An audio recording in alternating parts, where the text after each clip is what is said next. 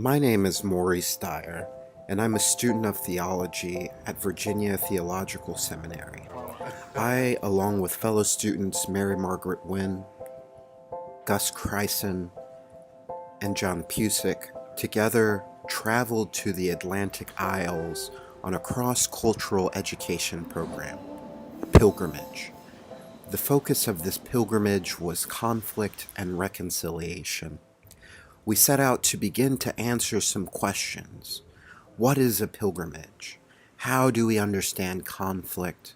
What does it mean to move beyond conflict, to find healing, and to reconcile? Each place that we've gone to ask for a working definition of the terms that are used in their process. The main words being reconciliation, forgiveness, restitution, all of these things, because there are so many theological assumptions and social assumptions that go along with them. So it's important to know the specifics of each context so we know what their process is and what it's founded on. The start of our journey to finding answers is understanding that these questions are highly contextual, multi-layered, and deeply personal to specific places and times, to specific individuals and communities. We began our pilgrimage walking through Ireland in the city of Belfast, learning about what is called the Troubles. This was a period of profound violent conflict between the peoples of the Republic of Ireland and the peoples who belonged to the United Kingdom. The struggle is rooted in identity, how all of the inhabitants of the island identify themselves or want to be identified. This conflict is rooted in identity, and it manifests itself through politics and through religious affiliations, primarily through the Catholic and Protestant churches. So it's anti-British state, anti-British.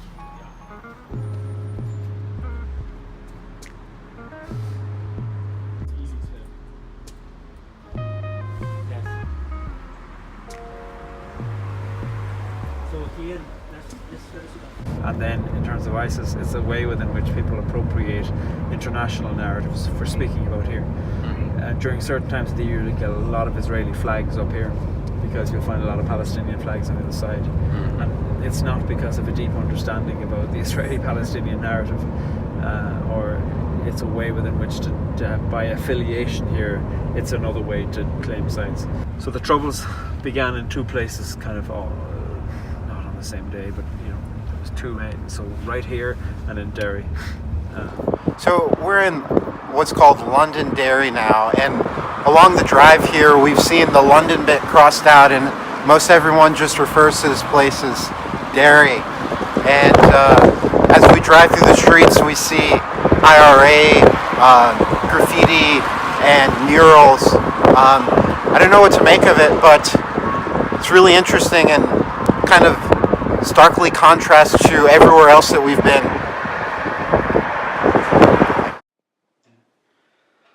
So the art on the walls here that you get, the murals, they are frightening as well as fascinating. And one of the things that they do is they tell certain versions of the truth. And one of the versions of the truth that I think all of society has to reckon with but often ignores is the underbelly of our conflicted desires. And on the walls here what you often find is projection of our conflicted desires. Where are we? What does sovereignty mean here? Who should be sovereign? What violences do we justify in the name of establishing the truth of the country we call this? And so you will see representations of guns on the wall, or mythologies that might seem poetic but might have a complicated underbelly. And when I see that, I think it tells us the truth of the human condition. I think were you to represent in any city the unspoken desires of people regarding the structure of that city and the authorities within that city on the walls, you'd find such things. You'd find guns, you'd find people in conflict paraphernalia or conflict garb.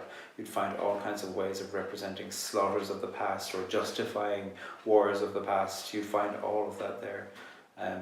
Belfast and Derry are cities where it is literally there, and that can seem like an object of fascination and somewhat a morbid fascination, but all I think it's doing is telling the truth. Where is there hope for the future?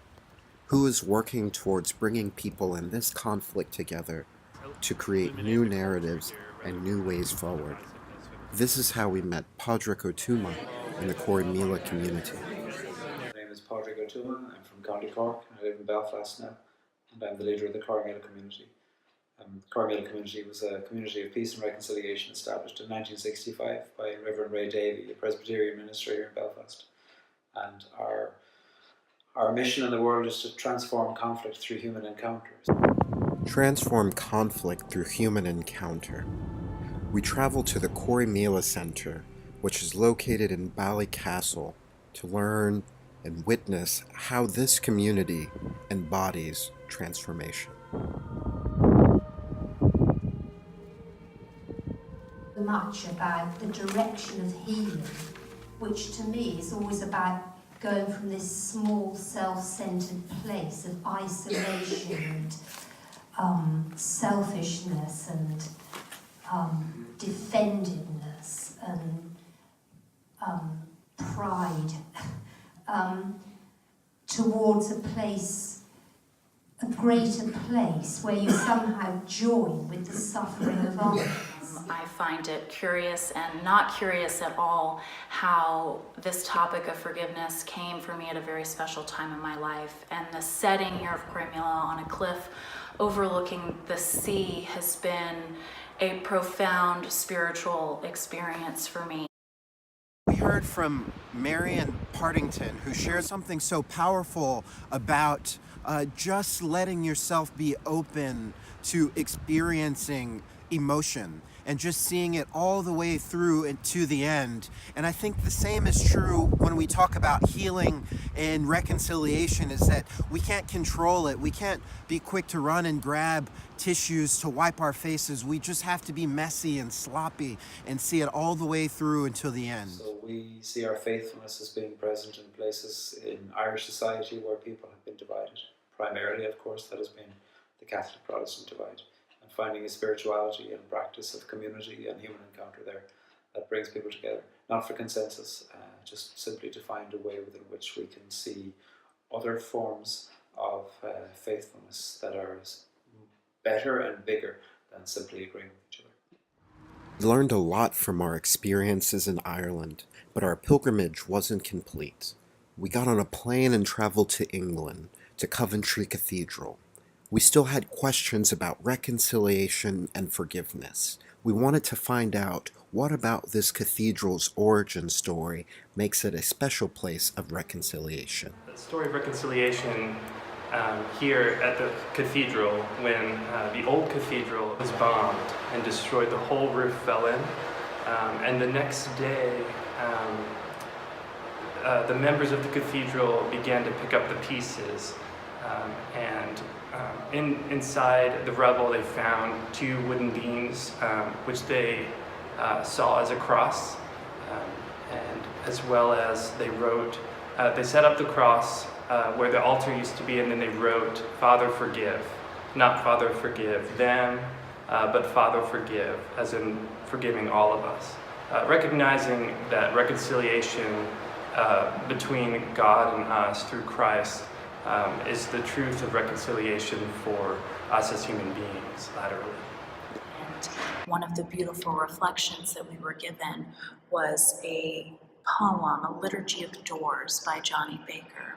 And it really struck me because of the way that it reflects Coventry in all of its openness. The poem talks about how there are many entry points into the kingdom of God, and Coventry really reflects that. There are so many pieces of artwork and moments and places to sit within this cathedral that could draw you in any direction and have appealed to so many different types of people. And I think that it's a really stunning achievement to have that openness reflected in prayer and in ministry, and the sincerity of the way that those two work together is a wonderful thing to be a part of and to experience.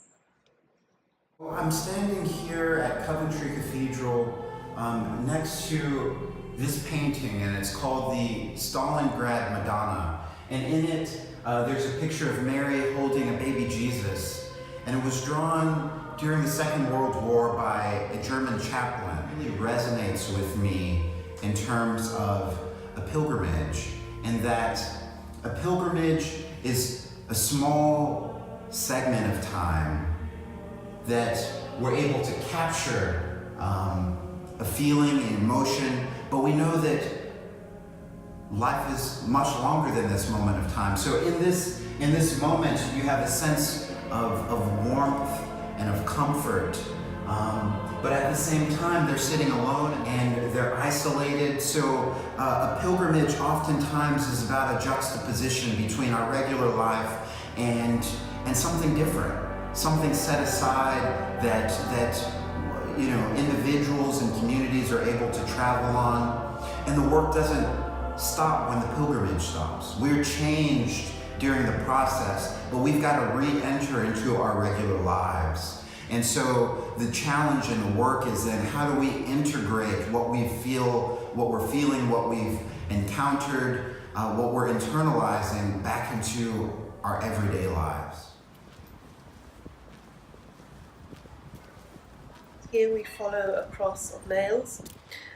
We literally walk around this hilltop site, the priory, the ruins of the old cathedral, the ruined cathedral, and into the new cathedral, sign of hope and rebuilding and reconciliation. And we follow a cross of nails.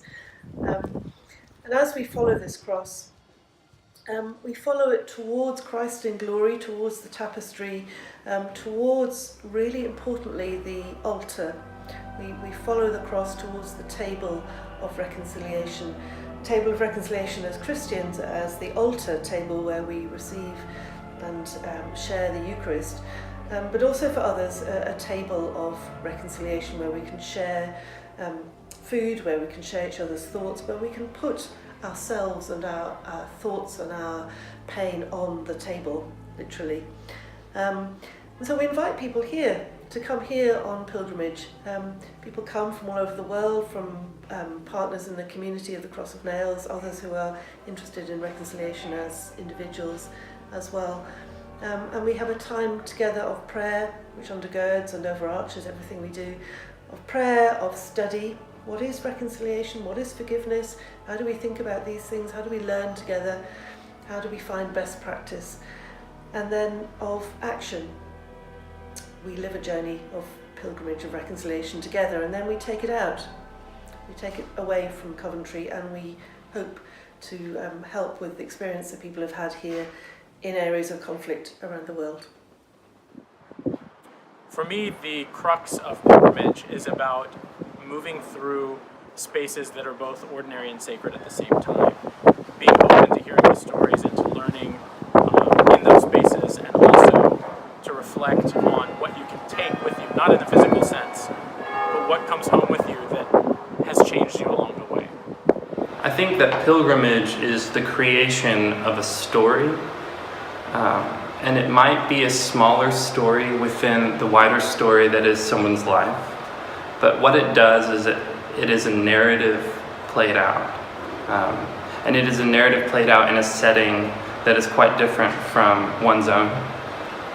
What that does is it opens someone's eyes to many wider stories, many narratives going on within the world. What next? I think the answer is we go out and we try. I think that we're all called to reconciliation as Christians, especially in ministry, and that can be lived out in so many ways. And to have that as a framework for how we encounter otherness is a really powerful, hopeful thing to have, not only for ourselves, but for each other, for the church, and as we move out into the world. We began our journey in Ireland learning about its history and learning from people who are trying to make a better future. We then traveled to England to a world-famous site of reconciliation. We experienced life at these places, but also brought our own lives into this learning. At the end of the day, what this experience really is just another set of tools in my toolkit, and the real work is to go back home and find a way to use them. So, like they say, the struggle continues.